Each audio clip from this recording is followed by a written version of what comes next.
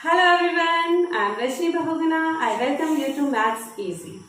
In previous video we learned about relation and today we are going to learn about functions. So what are functions? Let us see here. देखते हैं function या फिर फलन हमारा क्या है. हमने रिलेशन में क्या पढ़ा था कि हमारे पास दो सेट्स होते हैं.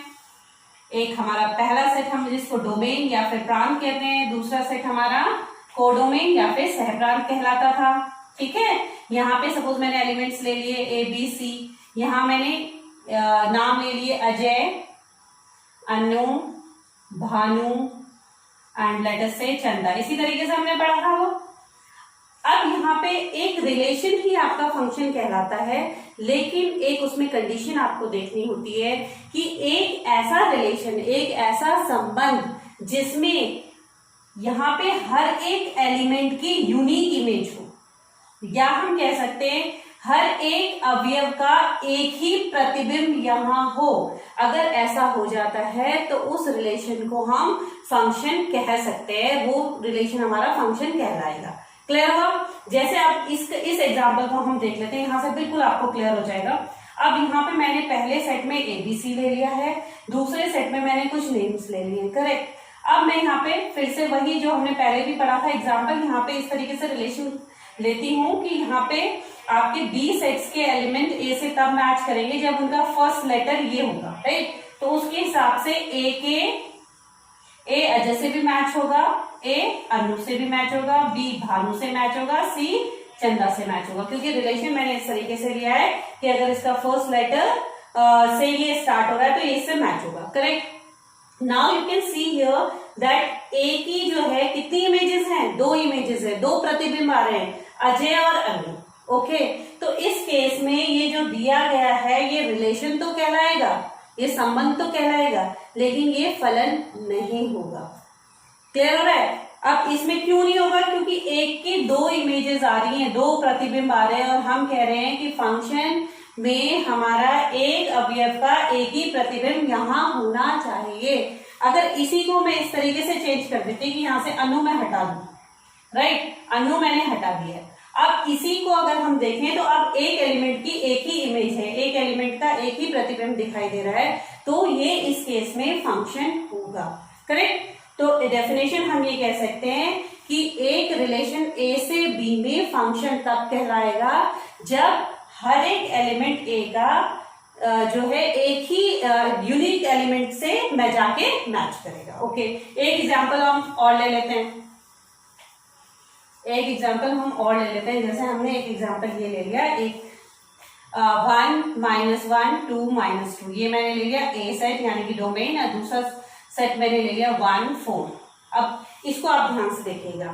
रिलेशन मैं डिफाइन कर रही हूँ y = x², यानी कि x आपका हमेशा ध्यान रखिएगा पहले सेट से होता है और जो आंसर आता है वो आपको इस सेट में मिलता है.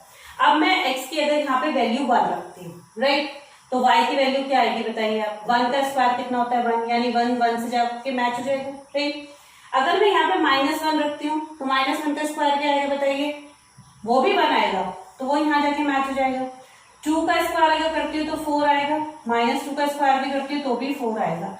ये हमारा फंक्शन होगा क्योंकि एक की इमेज एक ही. अब इसमें आप कंफ्यूज मत होइएगा कि दो की इमेज एक आ रही है. देखो, दो की इमेज एक जरूर आ रही है, लेकिन अगर मैं एक एलिमेंट की बात करूँ तो 1 की तो एक ही इमेज यहाँ पे दिखाई दे रही है ना, -1 की भी एक इमेज दिखाई दे रही है, -2 की भी एक इमेज दिखाई दे रही है. तो इसका मतलब ये हमारा फंक्शन है. क्लियर? तो रिलेशन ही हमारा फंक्शन है, बस provided this that every element should have the unique image in codomain. Okay. Now next point is real valued function. जो हमारा दूसरा हमने पढ़ना है वो है रियल वैल्यूड फंक्शन, वास्तविक मान फलन. राइट. वास्तविक मान फलन. ओके. वास्तविक मान फलन में क्या होगा? अगर आपका कोई फंक्शन, जैसे जब हम फंक्शन दिखाते हैं उसे दिखाते कैसे, ये देख लीजिए. फंक्शन को हम f से दिखाते हैं, इसका डोमेन हम यहाँ पे जो भी आपका सेट होगा, जो आपका डोमेन होगा उसको यहाँ पे लिखते हैं लेटर से a to b. ठीक है. कोई भी फंक्शन दिखाने का तरीका ये होता है हमारा. यहाँ ये a बताया जा रहा है कि इसका डोमेन है, b बताया जा रहा है कि इसका कोडोमेन है। तो रियल वैल्यूड फंक्शन या फिर वास्तविक मान फलन वो फलन होगा जिसमें जो ये बी है यानी कि जो इसकी रेंज है, रेंज की अगर हम बात करें, जो रेंज आती है, रेंज या तो रियल नंबर लाइन है या तो रेंज आपकी सबसेट होनी चाहिए रियल नंबर की। यानी कि ये आपका जो इसका सीधी से अगर सिंपल लैंग्वेज में बात करें, जो इसका आंसर आएगा, इस फंक्शन का आंसर आएगा, वो एक वास्तविक संख्या आनी चाहिए। अगर ऐसा होता है तो उस फंक्शन को हम कहते हैं रियल वैल्यूड फंक्शन। ओके, अब इसी में अगर हम ये कह दें, अब ये रियल वैल्यूड फंक्शन में तो सिर्फ हम रेंज की यानी कि परिसर की बात कर रहे हैं। अगर परिसर हमारा सिर्फ वास्तविक संख्या आ रहा है तो हम उसे रियल वैल्यूड फंक्शन या फिर वास्तविक मान फलन कह रहे हैं। ओके, लेकिन अगर आप एक दूसरा शब्द यूज हो रहा है real valued function, sorry real function, real valued function हमने समझ लिया, दूसरा पॉइंट यूज हो रहा है रियल फंक्शन या फिर वास्तविक फलन। अब वास्तविक फलन क्या है? वास्तविक फलन में हमें सिर्फ इसी फलन में अगर हमारा डोमेन यानी कि जो ये प्रांत है ये भी अगर सबसेट रियल नंबर का हो जाए, वास्तविक संख्याओं का हो जाए, मतलब ये भी रियल और ये भी रियल, तो उस पूरे फंक्शन को हम रियल फंक्शन कहते हैं। ठीक है, यानी कि इसमें जो हमारा ए होगा, जो आपका डोमेन होगा, डोमेन भी या तो रियल नंबर लाइन के इक्वल होगा या फिर डोमेन इसका सबसेट होगा। ओके, और रेंज तो है ही है, मतलब डोमेन भी आर का सबसेट और रेंज भी आर का सबसेट या फिर रियल नंबर लाइन, तो आपके इस फंक्शन को आप कहते हैं रियल फंक्शन या फिर वास्तविक फलन। ओके, अब यहाँ पे आपके पास कुछ फंक्शंस आपको पढ़ने हैं जिनके ग्राफ आपके बुक में दिए गए हैं, तो उसको हम देख लेते हैं। पहला है आइडेंटिटी फंक्शन या फिर तत्समक फलन। ओके, नाम से ही पता चल रहा है, आइडेंटिटी हम कई बार यूज कर चुके हैं ये वर्ड, आइडेंटिटी फंक्शन या फिर तत्समक फलन, राइट, तत्समक फलन। ओके, ये क्या होगा? देखो, आइडेंटिटी वर्ड से हम पहले भी फैमिलियर है कि आइडेंटिटी चेंज ही नहीं होनी है, मतलब फंक्शन किस हिसाब से होगा, f x equals to x ही होगा, या फिर हम इसको ऐसा लिख सकते हैं वाई इक्वल्स टू एक्स होगा। ओके, इसमें हमारा डोमेन भी रियल नंबर लाइन होगी और कोडोमेन भी रियल नंबर लाइन होगी। अगर इसका हम ग्राफ देखें, पहले भी हम कई बार पिछली क्लासेस में इसको बना चुके हैं, अगर हम जो x की वैल्यू देंगे वही y की वैल्यू देंगे, राइट, तो ये कुछ इस तरीके का ग्राफ हमारा इसका बन जाता है। ये है y is equals to x line. Okay, पहले भी हम इसको देख चुके हैं। तो इस फंक्शन को हम कहते हैं आइडेंटिटी फंक्शन या फिर तत्समक फलन। ओके, नेक्स्ट है हमारे पास कांस्टेंट फंक्शन या फिर अचर फलन। कांस्टेंट फंक्शन या फिर अचर फलन। ओके, अचर फलन, इसको भी हम पहले से जानते हैं। F x is equal to, अगर सम कांस्टेंट हो जाए, कुछ कांस्टेंट वैल्यू आ जाए, f x is equal to some constant, letter से सी, कुछ भी कांस्टेंट ये आपका हो सकता है, कुछ भी अचर हो सकता है, या फिर आप इसको y इक्वल टू सी भी लिख सकते हैं। तो ये किस तरीके का ग्राफ बनेगा?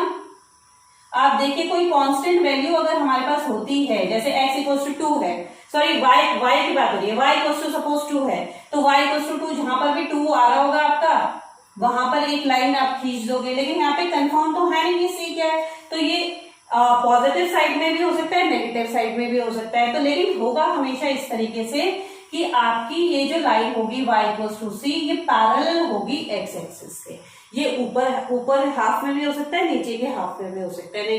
That mean c can be negative as well as positive. C आपकी +2 भी हो सकता है, -2 भी हो सकता है, +3 भी हो सकता है, -3 भी हो सकता है। तो एक ही कंडीशन आपके सामने ये आ रही है जो सब में कॉमन है कि x एक्सिस के उसे होना चाहिए पैरेलल। अब नेक्स्ट फंक्शन जो हम बात करेंगे वो है पॉलिनोमियल फंक्शन। पॉलिनोमियल नाम से ही पता चल रहा है, पॉलिनोमियल, जिसमें पॉलिनोमियल होगा हमारा। ओके, पॉलिनोमियल फंक्शन, पॉलिनोमियल को क्या कहते हैं? बहुपद फलन, बहुपद फलन, राइट। इसमें जो फंक्शन होगा वो एक बहुपद के रूप में होगा, एक पॉलिनोमियल के रूप में होगा। कैसे होगा देख लेते हैं। y equals to f x, कैसा होता है पॉलिनोमियल? हम इसको इस तरीके से लिख सकते हैं, an x की power n plus an -1 x की पावर n -1, इस तरीके से, और यहाँ पे लास्ट में 0, मतलब इस तरीके से आपके पास बहुपद के रूप में होगा। यानी कि x क्यूब भी हो सकता है, x की पावर 4 भी हो सकता है, x स्क्वायर भी हो सकता है, लेकिन इस तरीके से बहुपद के रूप में होगा। तो इस तरीके के फलन को हम कहते हैं बहुपद फलन या फिर पॉलिनोमियल फंक्शन। ओके, तो नेक्स्ट जो आपने पढ़ना है वो है रेशनल फंक्शन। ये थोड़ा आइडिया आपको होना चाहिए कि हम किस फंक्शन को किस टाइप का कह रहे हैं, ठीक है। नेक्स्ट है रेशनल फंक्शन या फिर परिमेय फलन। जैसे परिमेय संख्या होती है ना जो p/q के रूप में लिखते हो, उसी से रिलेट आप कर लीजिए इसको। रेशनल नंबर्स जैसे हम लिखते हैं, वहां रेशनल नंबर्स कहते थे, यहाँ रेशनल फंक्शंस कह रहे हैं। यानी कि फंक्शन किस फॉर्म में होगा, fx अपॉन gx, मतलब कुछ ऊपर भी होगा नीचे भी होगा, provided gx should not be equals to 0। ठीक है, ये तभी कह रहे हैं जहां पे जिन बिंदुओं पे gx 0 होगा उन बिंदुओं पे डिफाइन नहीं होगा, राइट। तो इस तरीके की अगर फॉर्म में कोई फंक्शन होता है तो उसे हम रेशनल फंक्शन या फिर परिमेय फलन कहते हैं, राइट। अब जो मोस्ट इंपॉर्टेंट आपके पास है, जो आपके पास नया फंक्शन आ रहा है, उसको समझना बहुत जरूरी है, that is modulus function. Mod function जिसको हम शॉर्ट में कहते हैं, the modulus function, right. Modulus function, short में हम इसे मॉड फंक्शन भी कह देते हैं, ठीक है। और हिंदी में इसे कहेंगे मापांक फलन। अब ये फलन क्या है, इसको जरा ध्यान से समझिएगा। एक ऐसा फंक्शन, इसको दिखाते तो पहले ऐसे, ये दो डंडे खींचते हैं, इसको हम पढ़ते हैं मॉड एक्स, राइट। तो अब ये डिफाइन कैसे होता है, इसको परिभाषित कैसे करते हैं ये देख लेते हैं। इसको परिभाषित करने का तरीका ये होता है कि मॉड एक्स की वैल्यू तो x ही आएगी, मतलब जो अंदर है उसको उठा के बाहर लिख दो। कब, जब x 0 से बड़ा हो, ठीक है। जब x 0 से बड़ा हो यानी कि पॉजिटिव हो, एक धनात्मक संख्या है, तो उसको जैसा अंदर होता है वैसे ही बाहर लिख देते हैं, ठीक है।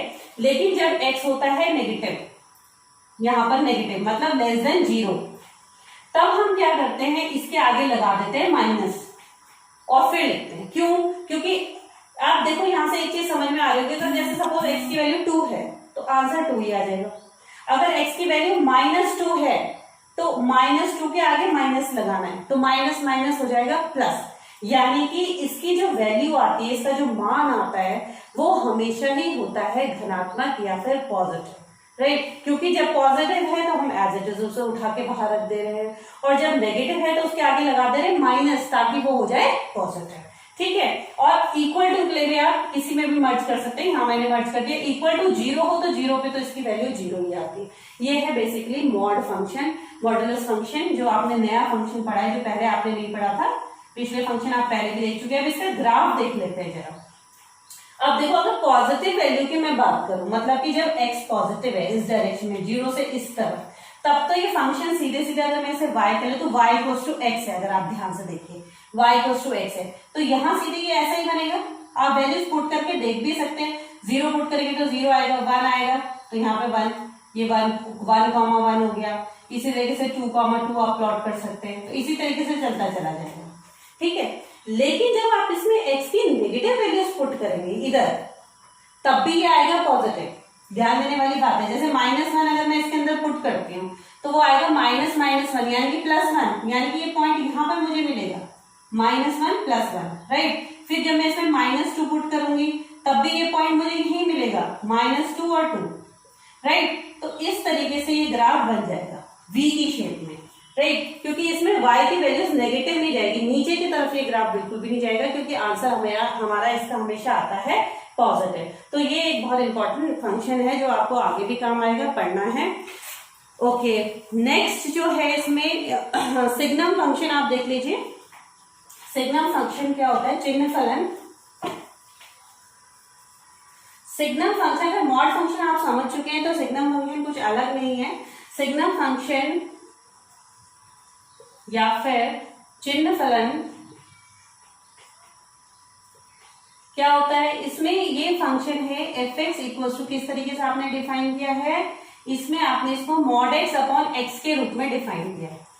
क्या है, मॉड x अपॉन x। अब जब मॉड x अपॉन x को मैं ओपन करूंगी, डिफाइन करूंगी, तो आपको मालूम है कि मॉड x की वैल्यू जब x ग्रेटर देन 1 होगा, पॉजिटिव होगा ये, तो ये क्या आएगी 1/1, मतलब सॉरी x की वैल्यू जब पॉजिटिव होगी तो x अपॉन x आएगा ना, mod x as it is रख देते हैं, तो x से x कैंसिल हो गया, ये 1 आ गया, राइट। अब जब x की वैल्यू होगी लेस देन 1 मतलब नेगेटिव, तो इसमें आना है -x अपॉन x, यानी कि -1, ठीक है। लेकिन 0 पे ये अलग तरीके से डिफाइन होता है। 0 पे, क्योंकि 0/0 तो आपका डिफाइंड फॉर्म नहीं है, उसको आप देख नहीं सकते हैं, उसको आप निकाल नहीं सकते हैं, तो 0 पे इसकी वैल्यू आती है 0। तो ये है सिग्नम फंक्शन, मतलब पॉजिटिव वैल्यूज के लिए इसकी वैल्यू आएगी 1, नेगेटिव वैल्यूज के लिए इसकी वैल्यू आएगी -1 और 0 पे इसकी वैल्यू आएगी 0। तो अगर आप इसका ग्राफ देखें तो ग्राफ भी आप इसका देख सकते हैं किस तरीके से इसका ग्राफ होगा। यहाँ पे देखिए ये 0 है, ये सपोज 1 2, इसीलिए 1 2 इधर है। तो यहाँ पे आप देखिए y इक्वल्स टू 1 है पॉजिटिव वैल्यूज के लिए, तो यानी कि पॉजिटिव वैल्यूज पे इस 0 को छोड़ के ये 1 होगा, ऐसे करके कांस्टेंट हो रहा है। और यहाँ पे ये नेगेटिव वैल्यूज के लिए कितना आ रहा है -1, तो इस तरीके से चले गए। और 0 पे ये 0 है, यहाँ पर है, तो ये ओपन, ये जो आप यहाँ पे सर्कल बनाएंगे ये ब्लैंक बनाएंगे, क्योंकि यहाँ पे 0 को इंक्लूड नहीं करेगा, 0 पॉइंट यहाँ पर आएगा इसका।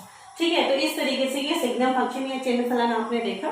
Okay, next is again important, इसमें जो ज्यादा इंपॉर्टेंट है वो आपको मॉड फंक्शन और जो अब मैं बताने वाली हूँ ग्रेटेस्ट इंटीजर फंक्शन, इसको समझना बहुत जरूरी है। कई क्वेश्चंस इस पे 12th में भी आते हैं इसके बेसिस पे। तो next is greatest integer function. Greatest integer function Hindi में देखो, ग्रेटेस्ट मीन महत्तम पूर्णांक फलन। ठीक है, महत्तम पूर्णांक फलन, नाम से कुछ पता चल रहा है कि मैक्सिमम इंटीजर जो पूर्णांक है वो हमें देखना है। अब इसको दिखाते कैसे, इसको बॉक्स फंक्शन भी कहा जाता है, क्योंकि बॉक्स हम इसमें बनाते हैं। y इक्वल्स टू fx कैसे लिखा जाता है, ये इस तरीके से बॉक्स x, इसको बॉक्स फंक्शन भी कहा जाता है। ठीक है, box function, greatest integer function या महत्तम पूर्णांक फलन। ओके, अब ये है क्या, ग्रेटेस्ट इंटीजर फंक्शन का मीनिंग ये है कि हमें खाली पूर्णांक वाली जो वैल्यूज आएंगे हमारी वो लेनी है, इंटीजर्स वैल्यू लेनी है। जैसे फॉर एग्जांपल मैं तुम्हें देती हूँ कि अगर x की वैल्यू मैं इसमें 1.2 रखूं तो y इक्वल्स टू बॉक्स 1.2, तो हमें इसको खाली इंटीजर वैल्यूज की लेनी है, तो आंसर आ जाएगा 1। ओके, इवन कि अगर होता हमारे पास 1.999 तब भी हमें सिर्फ इंटीजर वैल्यू लेनी थी, 1 ही आता। यानी कि ये इस दशमलव के बाद अगर 0001 है तब भी आंसर 1 ही आ रहा है, या 0.999 है तब भी आंसर 1 ही आ रहा है। दैट मीन हमें सिर्फ इंटीजर वैल्यू लेनी है, पूर्णांक संख्या लेनी है। करेक्ट। और इसको नेगेटिव में भी हम देख लेते हैं, अगर ये आता माइनस, सपोज इसकी वैल्यू होती -2.333 सपोज, तो जब हम नेगेटिव की तरफ जाते हैं तो मैक्सिमम इंटीजर, इससे देखो अब ये जो वैल्यू थी इससे छोटा इंटीजर हमने लिया ना, जो सबसे मैक्सिमम इंटीजर इसके अंदर इन्वॉल्व है, सबसे बड़ा पूर्णांक इसके अंदर इन्वॉल्व है, वो हमने लिया है। लेकिन ये -2.33 में हो जाएगा -3, क्योंकि इससे छोटी वैल्यू आ रही है, इससे छोटी वैल्यू आ रही है। आप देखिए इससे बड़े, आप इससे ऊपर नहीं जा सकते, इससे नीचे आ सकते हैं। करेक्ट। तो अगर नेगेटिव होता है, सिंपल लैंग्वेज में कहें तो नेगेटिव होता है, तो जो ये पूर्णांक है यहाँ पे उसको इस तरफ खिसका दो -3, और ये 1 है तो ये तो खिसक ही इस तरफ है, पॉजिटिव में तो कोई दिक्कत ही नहीं है। तो इसको हम इस तरीके से देख सकते हैं। और इसका अगर हम ग्राफ देखें तो ग्राफ किस तरीके का होता है वो हम समझ लेते हैं।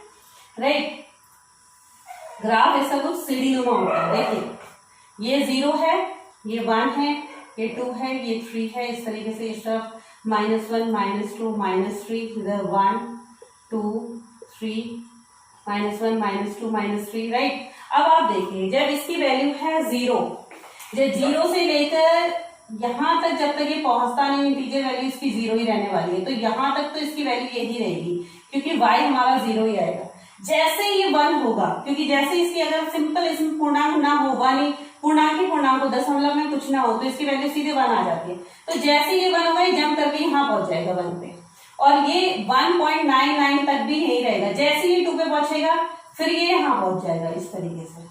तो इस तरीके से आप इसका ग्राफ इजीली बना सकते हैं। तो ये है इसका ग्राफ आपके सामने, ग्रेटेस्ट इंटीजर फंक्शन या फिर मॉडल, ये महत्तम पूर्णांक फलन का।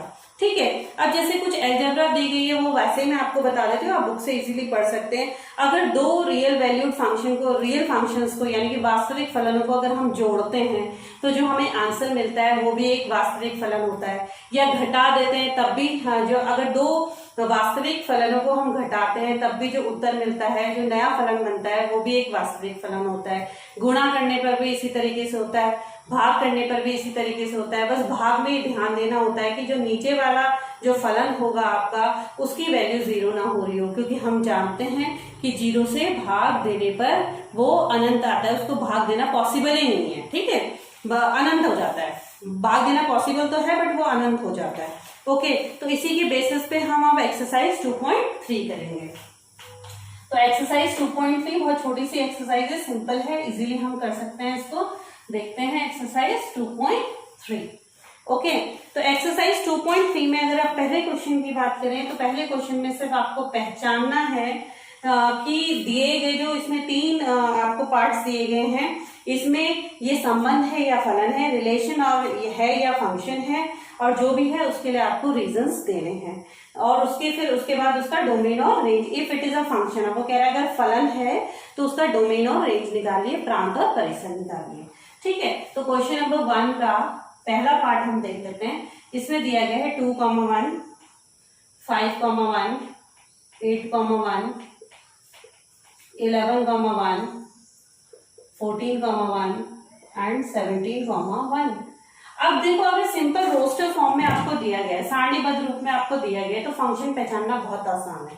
क्यों? हमने कहा था कि 2 एलिमेंट्स की, भाई एक एलिमेंट की 2 इमेज नहीं होनी चाहिए, यानी कि जो पहला एलिमेंट है वो 2 में कॉमन नहीं होना चाहिए, कहीं भी 2 जगह नहीं होना चाहिए, एक ही जगह होगी। 2 की इमेज 1 है तो 1 ही होगी, उसके अलावा कहीं और नहीं होना चाहिए। ठीक है, 5 की इमेज 1 है तो 5 कहीं और नहीं होना चाहिए, 8 की 1 है तो कहीं और नहीं होना चाहिए, 11 की भी 1 है, 14 की भी 1 है, 17 की भी 1 है, राइट। तो इसमें कहीं भी ऐसा नहीं हो रहा है कि जो पहला एलिमेंट है वो कहीं कॉमन आ रहा हो, दोनों में 2 जगह हो। तो इसलिए ये जो दिया गया है ये एक फंक्शन है।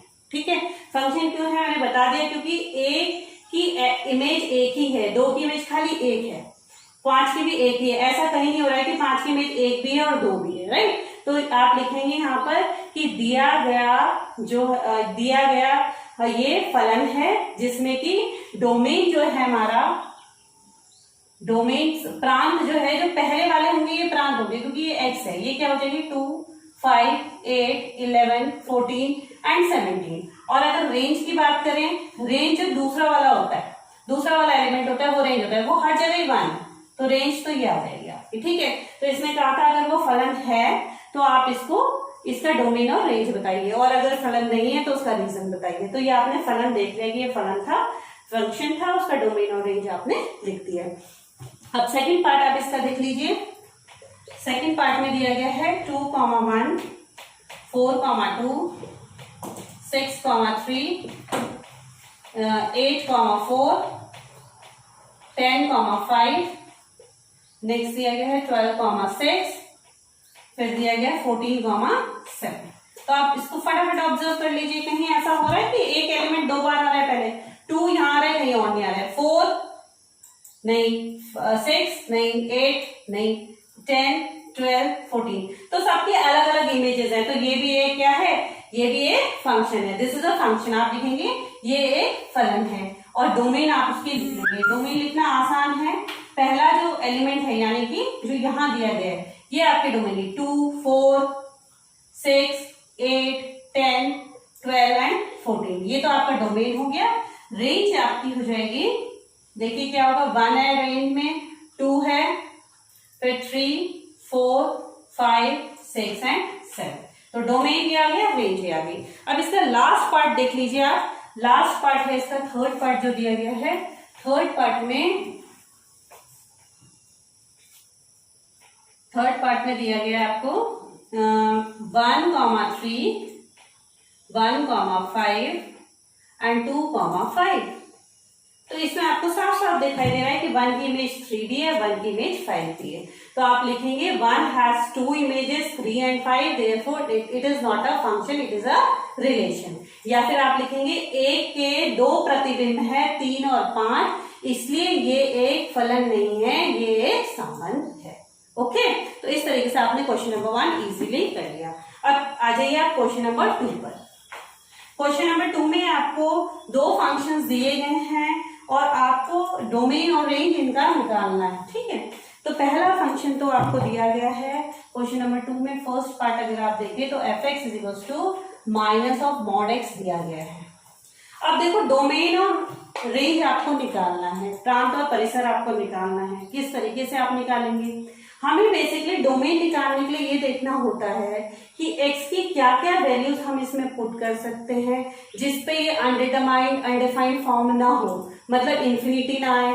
ओके, और या फिर 0/0 ना है, ∞/∞ ना है, इस तरीके की फॉर्म्स ना है। अगर रूट है तो रूट के अंदर नेगेटिव ना आए, क्योंकि हमें मालूम है नेगेटिव का रूट हम निकाल नहीं सकते हैं। तो ये चीजें हमें देखनी होती है डोमेन निकालने पर। तो ये तो मॉड फंक्शन है। अभी हमने देखा था मॉड फंक्शन में कि हम इसमें पॉजिटिव वैल्यूज भी रख सकते हैं, नेगेटिव वैल्यूज भी रख सकते हैं, 0 भी रख सकते हैं, यानी कि इसमें एक्स की कोई भी वैल्यू रखने में कोई प्रॉब्लम नहीं है। तो यानी कि इसका डोमेन जो होगा वो पूरी की पूरी वास्तविक संख्याएं होंगी, यानी कि आर आप इस तरीके से भी लिख सकते हैं या फिर आप इस तरीके से भी लिख सकते हैं, दोनों ही तरीके सही हैं। इसमें हमने पूरी आर से भी नंबर लाइन दिखा दी वास्तविक संख्याएं, और इसमें हमने -∞ से लेकर +∞ तक सारे जितनी हमारी वास्तविक संख्याएं वो हम इस इंटरवल की फॉर्म में भी दिखा सकते हैं। अब हम इसकी रेंज देख लेते हैं, आंसर क्या आएगा इसका।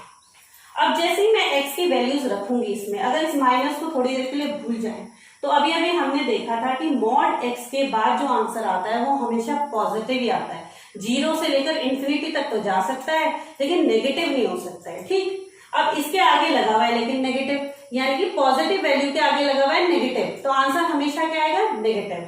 यानी कि आंसर आपका -∞ से लेकर 0 तक आ सकता है। ये ऐसा स्क्वायर ब्रैकेट का मीनिंग पहले भी बताया जा चुका है, इसका मतलब 0 को इंक्लूड करना है, 0 भी आ सकता है। जब आप 0 रखेंगे तो 0 का तो कोई चिन्ह नहीं होता है, -0 भी आंसर 0 ही आएगा।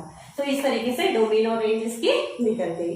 दूसरा फंक्शन आपको जो दिया गया है इसको आप ध्यान से देखेंगे, √9 - x² आपको दिया गया है, ओके।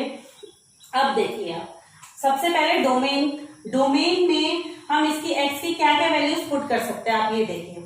उसको देखो, जब भी रूट में आपको दिया गया हो, सबसे पहला तरीका ये होता है जो भी रूट के अंदर है उसको आप 0 के इक्वेट कर दो, तो आपको पॉइंट्स पता चल जाएंगे जहां पे वो अलग अलग हो रहा है। जैसे 9 - x² अगर मैंने 0 को पुट किया तो x² = 9 आ गया, x की वैल्यू +-3 मेरे पास आ गई, ओके। अब आप रियल नंबर लाइन पे बना लो इन दो वैल्यूज को जो आपने निकाली, जो भी एक भी निकल सकती है आपसे, दो भी वैल्यूज निकल सकती है, डिपेंड करता है कि रूट के अंदर जो फंक्शन दिया गया वो किस टाइप का है। यहाँ पे हमारे पास दो वैल्यू निकल रही है क्योंकि x² दिया गया था, तो यहाँ पे मैंने ले लिया -3 है, ये +3 है, राइट। अब आप देखिए कि यहाँ पे हम क्या क्या वैल्यूज पुट कर सकते हैं। अब इन बिंदुओं ने इस संख्या रेखा को हमारे 3 भागों में बांट दिया, एक इस तरफ -∞ से लेकर -3 तक, फिर -3 से 3, फिर 3 से ∞। अब देखते हैं कौन सी रेंज हमारे यहाँ पे फिजिबल है, यहाँ पे जो अप्लाई कर सकते हैं। अगर मैं इससे एक कोई इधर वाली वैल्यू ले लो, -4 सपोज यहाँ पुट करती हूँ। जैसे मैं इसमें -4 पुट करती हूँ तो ये आ जाता है 16, तो 9 - 16 जो कि है नेगेटिव, और जैसे मैंने आपको बताया रूट के अंदर नेगेटिव वैल्यूज पॉसिबल नहीं है, तो इधर वाली वैल्यू तो नहीं आएगी डोमेन में, ठीक। अब आप इधर वाली भी देख लीजिए, इधर से 4 आप इसमें पुट कर लीजिए, जैसे मैं 4 पुट करती हूँ वही कंडीशन आ जाएगी, नेगेटिव आएगा, तो ये वैल्यू भी कैंसिल हो गई। अब बीच की वैल्यूज आप इसमें देख लीजिए, अगर इसके बीच की या ये वैल्यूज आप पुट करते हैं तो ये पॉजिटिव ही आएगा। सपोज यहाँ पे मैंने -2 पुट कर दिया, तो -2 कितना हो जाएगा, 4, 9 - 4 = 5, जो कि पॉजिटिव वैल्यू आ रही है। यानी कि जो इसका डोमेन आ रहा है आपके पास वो आएगा आपके पास -3 से लेकर 3 तक, क्योंकि इन वैल्यूज के लिए ये अंदर वाला जो है, रूट के अंदर जो है, वर्गमूल के अंदर जो है, ये नेगेटिव नहीं हो रहा है, ओके। तो ये डोमेन आपका ये आ गया, ओके। नाउ रेंज, परिसर की अगर हम बात करें, रेंज का मतलब होता है इसका आंसर। अब इसका आंसर क्या क्या आ सकता है, वैसे तो देखो जब हम इसमें सबसे कम इसकी वैल्यू तब आएगी जब x की वैल्यू 0 होगी, राइट, क्योंकि x की वैल्यू जब 0 होगी तो ये मैक्सिमम 9 होगा, यानी कि √9 आएगा, जिसकी वैल्यू हम +-3 लिखेंगे। लेकिन यहाँ पे थोड़ी सी ध्यान देने वाली बात यह है कि जब हमारे पास रूट वाला फंक्शन होता है, क्योंकि हमने कहा था फंक्शन वो हमारे रिलेशंस होते हैं जिसमें एक एलिमेंट की एक ही इमेज होनी चाहिए। लेकिन अगर आप यहाँ पे देखें 0 रखने पर, जैसे मैं यहाँ पे 0 रखती हूँ, मेरे को आंसर +3 भी मिल रहा है, -3 भी मिल रहा है, उसके हिसाब से तो ये फंक्शन होना नहीं चाहिए। लेकिन हम क्या करते हैं, इसको फंक्शन में कन्वर्ट करने के लिए जब कभी भी हमारे पास रूट वाले फंक्शन होते हैं तो उनकी खाली पॉजिटिव वैल्यूज को कंसिडर किया जाता है, ठीक है। यानी कि आप -3 को नहीं लेंगे, आप सिर्फ किसको लेंगे, 3 को लेंगे। तो उस हिसाब से जो इसकी मैंने जैसे आपको बताया, इसकी मैक्सिमम वैल्यू तब आएगी जब x = 0 होगा, जो कि 3 होगी, और सबसे कम वैल्यू कब आएगी, जब ये 3 होगा, 3 या -3 होगा, तो 3 का स्क्वायर या -3 का स्क्वायर 9 हो जाएगा, 9 - 9 0, यानी कि आपके पास जो इसकी रेंज आ रही है वो आ रही है 0 से लेकर 3 तक। ये क्लियर हो गया। वैसे तो आंसर हमारे पास -3 से 3 तक कुछ भी आ सकता है, लेकिन इसको फंक्शन बनाने के लिए हम नेगेटिव वैल्यूज को कंसिडर बिल्कुल भी नहीं करेंगे, यानी कि फंक्शन के फॉर्म में हम इसको जब जो भी इसका आंसर आता है उसको मॉड ले लेते हैं, उसका पॉजिटिव ले लेते हैं। ओके, तो इस तरीके से हमने क्वेश्चन नंबर 2 कर दिया है। अब क्वेश्चन नंबर 3 में 3 पार्ट्स दिए गए हैं, मैं सिर्फ एक पार्ट करूंगी, 2 पार्ट आप खुद करेंगे। ओके, क्वेश्चन नंबर 3 में, क्योंकि ये बहुत इजी क्वेश्चन है, क्वेश्चन नंबर 3 में आपको एक फंक्शन दिया गया है f(x = 2x - 5), राइट। अब आपको वैल्यू निकालनी है f0 की। मैं पहला पार्ट कर रही हूँ, सिर्फ सेकंड 2 पार्ट्स आप खुद करेंगे। f0 मतलब x की जगह 0 रखना है आपने, तो इस तरफ जहां जहां x होगा वहां आप 0 रख देंगे, राइट। तो आंसर क्या आ गया, -5। इसी तरीके से आप सेकंड और थर्ड पार्ट करेंगे। सेकंड पार्ट में आप x की जगह 7 रखेंगे, थर्ड पार्ट में आप x की जगह -3 रखेंगे। Now question number 4, the function t which maps temperature in the degree Celsius into temperature into degree Fahrenheit is defined। अब यहाँ पे 2 तरीके के तापमान दिए गए हैं, एक फ़ारेनहाइट में, एक डिग्री सेल्सियस में, और उनके बीच का संबंध दे दिया गया है, रिलेशन दे दिया गया है। किस तरीके से, Tc = 9c/5 + 32। ये फ़ारेनहाइट टेम्परेचर आपको दे दिया गया है सेंटीग्रेड टेम्परेचर के फॉर्म में, ठीक है। अब इसमें इसमें भी 4 पार्ट्स आपको दिए गए, मैं सिर्फ एक पार्ट करूंगी, बाकी आप खुद करेंगे। बिल्कुल क्वेश्चन नंबर 3 की तरह है, लेकिन इसमें फंक्शन इस फॉर्म में दे दिया गया है। सबसे पहले आपको निकालना है T0, यानी कि C जहां जहां होगा इसमें वहां आप 0 पुट कर देंगे। तो जैसे ही मैं यहाँ 0 पुट करूंगी, ये 0 हो जाएगा +32। आंसर क्या आ जाएगा, 32। इसी तरीके से आप सेकेंड पार्ट में x की जगह, ये C की जगह 28 पुट कर देंगे, थर्ड पार्ट में C की जगह -10 पुट करेंगे, और फोर्थ पार्ट में आपको उल्टा करना है। फोर्थ पार्ट हम यहाँ पे देख लेते हैं। फोर्थ पार्ट में आपको हिंट देके छोड़ देती हूँ। TC की वैल्यू इसने दी है 212, और आपको C की वैल्यू फाइंड आउट करनी है, यानी कि आप TC की वैल्यू 212 यहाँ लिखेंगे, = 9c/5 + 32। अब आप क्या करेंगे, 32 को इधर ले आएंगे, माइनस करेंगे, 5 इधर मल्टीप्लाई करके 9 से डिवाइड कर देंगे, तो C की वैल्यू आप इजीली निकाल सकते हैं। अब question number 5, right. Question number 5 में आपको रेंज निकालनी है। डोमेन तो दिया है आपको, रेंज आपको निकालनी है। तो क्वेश्चन नंबर 5 में अगर पहला क्वेश्चन आप देखें तो f(x) = दिया गया है 2 - 3x, जहां पे x की वैल्यू दे दी। x जो होता है वो आपका डोमेन है, डोमेन दे दिया है इसमें x > 0 पे, ठीक है। आपको रेंज निकालनी है इसकी। अब x की वैल्यू क्या दी है इसमें, > 0, मतलब x की सिर्फ मैं पॉजिटिव वैल्यूज यहाँ रख सकती हूँ, ठीक है। x की सिर्फ पॉजिटिव वैल्यू अगर मैं यहाँ रखती हूँ तो क्या होगा, उसके आगे लगा है नेगेटिव। अब इसको आपको ऑब्जर्वेशन करके ही निकालना है, थोड़ा अपने लॉजिक्स लगा के ही इसका आंसर निकालना है। अब देखो इसकी वैल्यू 0 कब आएगी, आप मुझे ये बताओ पहले। जब इसकी वैल्यू x की वैल्यू कितनी होगी, 2/3, क्योंकि 3 से 3 कटेगा, 2 - 2 0 हो जाएगा, ठीक है। तो इसकी मिनिमम वैल्यू 0 आ रही है, सॉरी मैक्सिमम वैल्यू 0 आ रही है। क्यों, क्योंकि अगर आप यहाँ पे आप x की और कोई वैल्यू रखते हो, सपोज 4 रखते हो आप यहाँ पे, 3 4 12 जो कि नेगेटिव आ रहा है, तो 12 -12 +2 तो कितना आ रहा है, -10, यानी कि और सभी वैल्यूज पे और कोई भी अगर x की वैल्यू आप रखते हैं इस पे, तो इसकी वैल्यू नेगेटिव ही आएगी। और जैसे जैसे x बढ़ता चला जाएगा वैसे वैसे इसके आंसर जो आएगा उसकी वैल्यू भी नेगेटिवली बढ़ती चली जाएगी, माइनस में बढ़ती चली जाएगी, मतलब इस तरफ को बढ़ती चली जाएगी, ठीक है। यानी कि इसका सिर्फ 0 तक आने का चांस है, उसके बाद पॉजिटिव ये कभी नहीं आ सकता है, क्योंकि 0 आप x की इसमें कोई भी वैल्यू पुट करें तो ये पॉजिटिव नहीं आएगा, आपके पास नेगेटिव ही आएगा। तो इसकी जो रेंज है, रेंज आपके पास हो जाएगी इसकी -∞ से लेकर आप सिर्फ कहां तक जाएंगे, 1 मिनट। अगर आप इसमें > 0 है, ये तो आपने देखे 0 तक आ रहा है, थोड़ा सा इसमें और देखने की बात रह गई है कि अगर मैं देखो > 0 है, 0 पे पहुंचा नहीं, लेकिन अगर हम जिसको 0 पे चेक करें, 0 रखती हूँ मैं यहाँ पे, तो इसका आंसर क्या आ रहा है, 2 आ रहा है ना। लेकिन जीरो तक हमें जाना नहीं है, लेकिन जीरो से थोड़ी सी जो बड़ी वैल्यूज है वो तो आप पुट कर सकते हैं। जैसे 0.1 सपोज आपने यहाँ पे पुट कर दिया, 0.1 पुट करेंगे तो ये कितना आ जाएगा 0.3, तो 2 माइनस 0.3, तो वो करीबन जीरो के करीब आएगा, यानी कि इसकी जो रेंज होगी माइनस इंफिनिटी से लेकर 2, लेकिन यहाँ पे बनाऊंगी मैं ओपन ब्रैकेट, वो 2 के करीब तो जाएगा लेकिन 2 कभी नहीं हो पाएगा, क्योंकि यहाँ पे क्या है जीरो इक्वल, एक्स जो है जीरो के इक्वल नहीं है, उससे बड़ा है।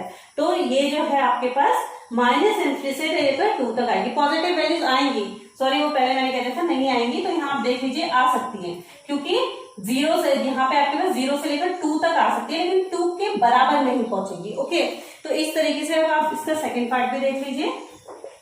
सेकेंड पार्ट में f x is equal to x square plus 2।